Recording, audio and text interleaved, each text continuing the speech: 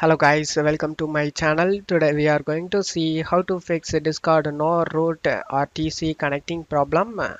Let's fix it guys. First method, you just need to open up Discord. Select the setting icon. On left side you just need to scroll down and you just need to find the voice and video. On right side you need to make sure that your input and output are selected correct. And after that you just need to scroll down to the bottom and select the reset voice settings and select OK and reset it guys. After getting done you can check if the problem solved or not. If the problem not solved, let's move on to the second method guys.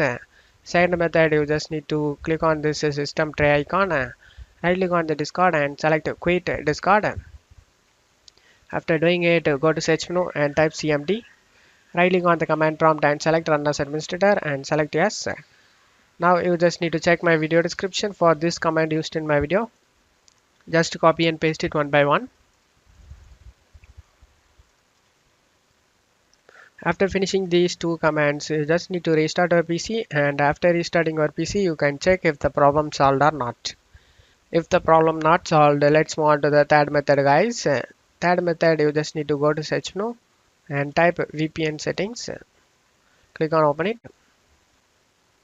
If you have any active VPN connections, then you need to disable it and check if the problem solved or not.